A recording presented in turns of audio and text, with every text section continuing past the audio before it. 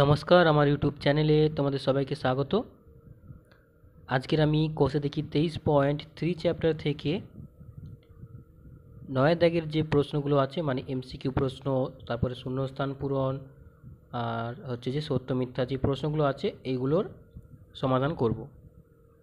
আর তোমরা যদি এই চ্যাপ্টারের বাকি অঙ্কগুলো দেখতে চাও তাহলে নিচে ডেসক্রিপশন চেক করো, ওখান থেকে তোমরা বাকি অঙ্কগুলো দেখে নিতে পারো। তাহলে দেখো, প্রথমে এমসিকিউ প্রশ্নগুলো করব। তাহলে প্রথম এমসিকিউটা কি দেওয়া আছে, যদি 3x সমান কোসেক আলফা এবং 3/x সমান কট আলফা হয়, তাহলে 3 × x² - 1/x² এর মান, এখানে চারটে অপশান দেওয়া আছে, কোনটা হবে সেটা বের করতে হবে। তাহলে আমার দেওয়া আছে কি 3x সমান কোসেক আলফা আর 3/x সমান কট আলফা। দেখো, কোসেক আলফা এবং কট আলফা এই দুটো সম্পর্কিত একটা সূত্র আছে, সেটা কি আমরা জানি যে কোসেক স্কোয়ার আলফা সমান 1 + কট স্কোয়ার আলফা। আচ্ছা, বলে রাখি যেহেতু এটা এমসিকিউ প্রশ্ন, তো সেই জন্য আমি এখানে অঙ্কগুলো জাস্ট অ্যান্সার কোনটা হবে, মানে যেটা কোন অপশানটা হবে সেটা বের করলেই হবে। এখানে কিন্তু কোনো সমাধান করে দেখাতে হবে না পরীক্ষার খাতায়।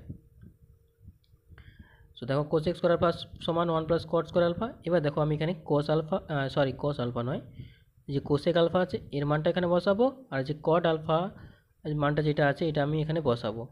তাহলে কোসেক আলফা মান ছিল 3x, তাহলে এখানে কী হবে, 3x এ যদি স্কোয়ার করা হয় তাহলে কী হবে, 9x² সমান 1 + 3/x এর হোল স্কোয়ার করা হলে কত হবে, 9/x² হলো। বা এবার দেখো, এখানে আমি কী করতে পারি, 9x² - 9/x² সমান 1, এটা আমি লিখতে পারি। এবার দেখো, এখান থেকে আমি কী করবো, 3 একটা কমন নিয়ে নেব। 3 কমন নিলে কী হবে, 3x² - 3/x² = 1। এবার এই যে 3 আছে এটাকে আমি এপাশে ভাগ করে দেব, বা কী হচ্ছে তাহলে 3x² - 3/x² = 1/3। আবার আমি এখান থেকে 3 একটা কমন নেব, কী হবে, 3 × x² - 1/x² = 1/3। যাতে তোমাদের বুঝতে সুবিধা হয় সেই জন্য আমি এখানে আলাদা আলাদা করে 3 প্রথমে একবার কমন নিলাম, আবার শেষে একবার কমন নিলাম। তাহলে আমরা দেখো এটার মান পেয়ে গেছি, এটার মান কত বেরিয়েছে, 1/3। তাহলে আমাদের অ্যান্সার হবে কত, অপশান সি, এইটা হবে আমাদের উত্তর। এরপরে 2 দাগেরটা দেখো কি দেওয়া আছে, এই আগের অঙ্কটার মতনই হবে। এখানে 2x সমান sec a আর 2/x সমান tan a। তাহলে sec a এবং tan a এদের সম্পর্কিত একটা সূত্র আছে, সেটা কি, যে sec স্কোয়ার a সমান 1 + tan স্কোয়ার a। তো এখানেও আগের মতন মান বসাবো, তাহলে sec a মানে এখানে যদি আমি এই 2x বসাই তাহলে কী হবে, 4x² হবে সমান 1 + tan এর মান কী আছে, 2/x, এখানে আমি বসা দিলাম। তাহলে কী হবে, 2/x এর হোল স্কোয়ার হয়ে যাবে, মানে 2/x এর হোল স্কোয়ার করলে হবে 4/x² হবে। ঠিক আছে, এখানে হবে 4/x²। আগের মতন এই যে 4/x² আছে এটাকে আমি বাম দিকে নিয়ে যাব, তাহলে কী হবে, 4x² - 4/x² = 1। আবার আগের মতন আমি এখান থেকে 2 কমন নেব, তাহলে কী হবে, 2x² মাইনাস, আচ্ছা এখানে 2 হবে, 2/x² = 1। বা তাহলে এই দুইটা এবার ভাগ হয়ে যাবে, কী হবে, 2x² - 2/x² = হাফ। আবার আমি এখান থেকে 2 কমন নিলে কী হবে, 2 × x² - 1/x² = হাফ। তাহলে দেখো, এটার মানটাই কিন্তু আমাকে বের করতে বলা হয়েছিল। তাহলে আমাদের অপশান কোনটা হবে, অপশান এ, এটা হবে অ্যান্সার। এরপরে আমি 3 দাগের অঙ্কটা করব। 3 দাগের এমসিকিউটা কী দেওয়া আছে, দেখো, tan alpha plus cot alpha সমান 2, এইটা আমাকে দেওয়া আছে। আমাকে বের করতে হবে tan⁻13 alpha plus cot⁻13 alpha. এই যে কট আলফা আছে এটাকে আমি কি লিখতে পারি, এটাকে আমি লিখতে পারি 1/tan আলফা। এবার আমি এই দুটোকে যোগ করব, ভগ্নাংশের যে যোগটা হয় সেটা করব। কী হবে, নিচে হবে লসাগু tan আলফা, এখানে কি হবে, tan স্কোয়ার আলফা প্লাস 1 সমান 2। তারপর এই tan আলফা পাশে ডান দিকের সঙ্গে 2 এর সঙ্গে গুণ হয়ে যাবে, তাহলে কী হবে, tan স্কোয়ার আলফা প্লাস 1 সমান 2 tan আলফা। আবার এই যে 2 tan আলফা আছে এটাকে আমি বাম দিকে নিয়ে যাব, তাহলে কী হবে, tan square alpha minus 2 tan alpha plus 1 সমান 0। এই যে 2 tan আলফা এখানে আমি মাঝখানে নিয়ে এসেছি -2 tan আলফা। এবার দেখো এটা হচ্ছে সূত্রে পড়ে যাবে, কী হবে tan আলফা -1 এর হোল স্কোয়ার। এটা হচ্ছে a - b এর হোল স্কোয়ার, এরকম একটা ফর্মে আছে, তো এটাকে আমি এই সূত্রে আনতে পারি। তাহলে আমি এখান থেকে কী পাচ্ছি, বা tan আলফা -1 = 0। তাহলে অতএব আমি লিখতে পারি যে tan আলফা = 1। তাহলে এবার তো আমি পেলাম tan আলফার মান। এবার আমাকে বের করতে বলা আছে এটার মানটা বের করতে বলেছে, মানে tan to the power 13 alpha plus cot to the power 13 alpha. এবার দেখো tan টু দি পাওয়ার 13 মানে কি হচ্ছে, tan আলফার মান বসিয়ে দেবো, মানে হচ্ছে 1 two the power 13। R cot আলফাকে আমরা কি লিখতে পারি, 1/tan আলফা। তো সেরকমভাবে লিখতে পারি যে cot টু দি পাওয়ার 13 আলফাকে লিখতে পারি 1/tan two the power 13 alpha. ঠিক আছে, তাহলে কী হচ্ছে, এটা হলে 1 হবে, প্লাস এটাকেও 1-এর পাওয়ার হচ্ছে 13, মানে হচ্ছে এটা হবে 1, পাওয়ার যতই হোক না কেন, 1-এর পাওয়ার যাই হোক না কেন একই হবে কিন্তু। ঠিক আছে, 1 + 1 = 2। তাহলে আমরা অ্যান্সার পেলাম কত, অপশান সি। এরপর 4 দাগের এমসিকিউটা কি বলেছে দেখো, যদি sin θ - cos θ = 0 এবং sec θ + cosec θ = x হয়, তাহলে x এর মান, এখানে যে 4টে অপশান আছে কোনটা হবে সেটা বের করতে হবে।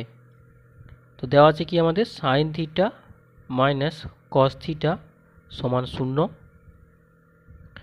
দেখো এখান থেকে আমি কি করব, বা sin θ = cos θ এটা করতে পারি। আমি এখান থেকে থিটার মানটা বের করব। দেখো কীভাবে হয়, এই যে cos θ আছে এটাকে আমি যদি সাইনের আকারে আনতে চাই কী হবে, আচ্ছা cos θ কে আমি লিখতে পারি যে sin 90 ডিগ্রি মাইনাস থিটা, এটা আমরা করতে পারি। এটা হচ্ছে যে পূরক কোণের চ্যাপ্টারে আছে, তো পূরক কোণ অধ্যায়টা হয়ে গেলে আশা করি তোমরা এটা বুঝতে পেরে যাবে। যাদের এটা বুঝতে অসুবিধা হচ্ছে তা পূরক কোণ চ্যাপ্টারটা করে নিলে তোমরা এটা বুঝতে পেরে যাবে। বা দেখো সাইন আর সাইন আছে, তাহলে এখান থেকে আমরা কী লিখতে পারি যে থিটা সমান 90 ডিগ্রি মাইনাস থিটা, এটা লিখতে পারি। বা এই থিটাটাকে আমি ডান দিকে নিয়ে আসবো, কী হবে থিটা প্লাস থিটা সমান 90 ডিগ্রি। তাহলে এখান থেকে পাবো কি, আবার একবার করবো, বা 2 থিটা সমান 90 ডিগ্রি, মানে অতএব থিটা = 45 ডিগ্রি। এটা পেলাম। এবার আমাকে বের করতে কি বলা হয়েছে, দেখো x এর মানটা বের করতে হবে এইখান থেকে, sec θ প্লাস cosec θ সমান x দেওয়া আছে। এবার দেখো আমি থিটা মানটা বসিয়ে দেবো, কী হবে sec 45 degree plus cosec 45 degree সমান x। বা দেখো sec 45 ডিগ্রির মান কি হয়, এর মান হচ্ছে √2, আর cosec 45 ডিগ্রি এর মান কিন্তু √2 সমান x। তাহলে এখানে আমরা পাচ্ছি কি x সমান 2√2। তো তাহলে আমাদের অ্যান্সার হচ্ছে কত, অপশান ডি। এবার আমি 5 দাগের এমসিকিউটা দেখব, কি বলেছে দেখো, 2 cos 3 θ সমান 1 হলে থিটার মান এখানে কত হবে সেটা বের করতে হবে। তাহলে দেওয়া আছে কি 2 cos 3 θ সমান 1, এটাকে আমি কি লিখতে পারি, বা cos 3 θ সমান হাফ, বা এই যে হাফ আছে এটাকে আমি লিখতে পারি যে cos 60 ডিগ্রি। তাহলে এখান থেকে আমি কী পাবো, যে অতএব 3 θ সমান 60 ডিগ্রি, মানে অতএব এখান থেকে পাচ্ছি যে থিটা সমান 20 ডিগ্রি। 20 ডিগ্রি কী করে হলো, এখানে এই যে 3টা আছে এটা এখানে ভাগ করে দিলে হবে 20 ডিগ্রি। তাহলে আমাদের অ্যান্সার হবে কত, অপশান সি। এবার দেখো সত্য মিথ্যা। প্রথমের অঙ্কটা কী দেওয়া আছে দেখো, যদি আলফা 0 আর 90 ডিগ্রির মধ্যে অবস্থিত হয়, তাহলে sec² alpha plus cos² alpha এর সর্বনিম্ন মান কত হবে। প্রথমে আমাকে এই যে সংখ্যামালাটা দেওয়া আছে এটাকে পূর্ণবর্গ আকারে নিয়ে আসার চেষ্টা করতে হবে, কারণ এটা দেখে বোঝা যাচ্ছে এটা একটা পূর্ণবর্গ সংখ্যা কিন্তু আসবে না, কিন্তু আমাকে আনার চেষ্টা করতে হবে। দেওয়া আছে কি sec² alpha plus cos² alpha, এটা দেওয়া আছে। এটাকে আমি প্রথমে a² প্লাস b² এর ফর্মুলা ফেলাবো। এখানে আমি প্রথমে মাইনাসের সূত্রটা ফেলাবো, মানে হচ্ছে sec alpha minus cos alpha এর whole square plus 2 × sec alpha × cos alpha.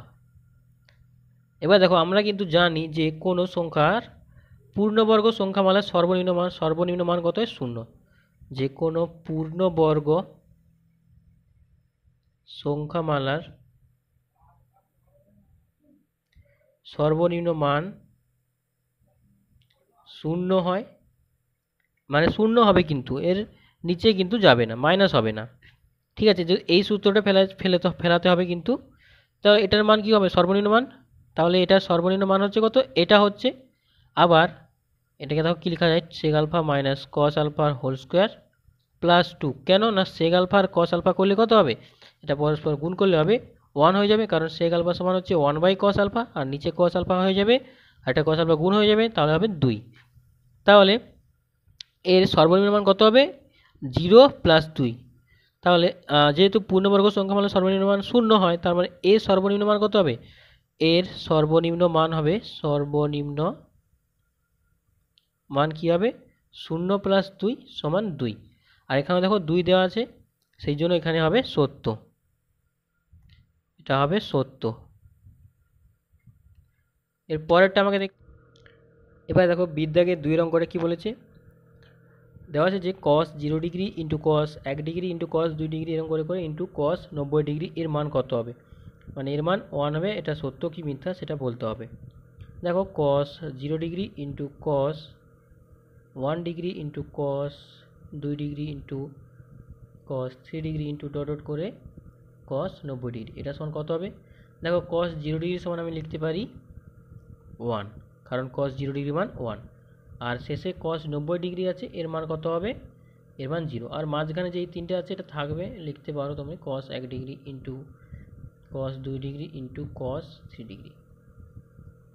তাহলে দেখো শূন্যর সঙ্গে কিন্তু আমরা যাই গুণ করি না কেন সবসময় শূন্যই হয়, কারণ যেহেতু এখানে শূন্য গুণ করছি পুরোটার সঙ্গে, তাহলে সমান শূন্য হবে।